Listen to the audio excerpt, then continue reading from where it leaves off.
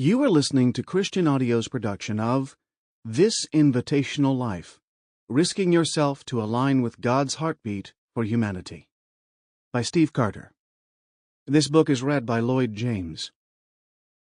This audio recording was produced in 2016 by Christian Audio, which owns the copyright. No portion of this recording may be reproduced for any reason without prior written consent from Christian Audio. This edition issued by contractual arrangement with David C. Cook Publishers, originally published in English as This Invitational Life, Risking Yourself to Align with God's Heartbeat for Humanity. Copyright 2016 by Steve Carter. All rights reserved.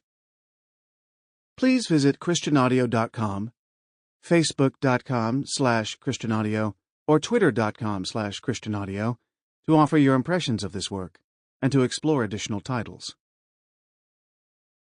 The following dedication appears in the book. For Hal. Forward. I've snuck into more places than I've been invited to. Like many people, when I was young, I got it into my head that I'd never be invited to many of the places I was most curious about visiting.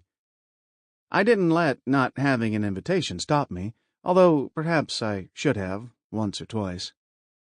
My curiosity about what I might find inside overcame my fears about what might happen if I went. This has been a principle that has guided much of my faith, too. The Library of Congress in Washington, D.C. is one of the most beautiful buildings in our capital. It's more than 2 centuries old and is, in fact, the oldest institution in our country.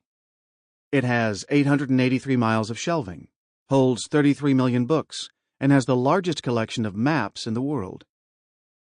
One time while I was in Washington, D.C., I snuck in to see what was inside. It was late at night and a film crew was shooting a movie. One of the doors was ajar, so I went in. I remember spending most of my time that evening ducking behind desks and stacks of books and hoping not to get caught.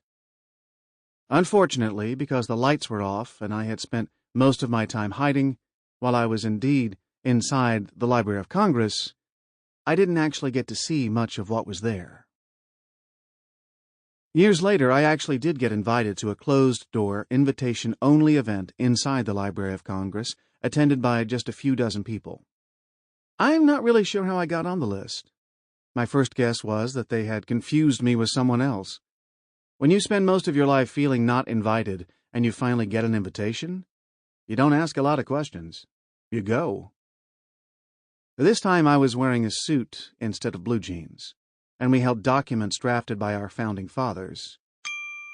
Sample complete. Ready to continue?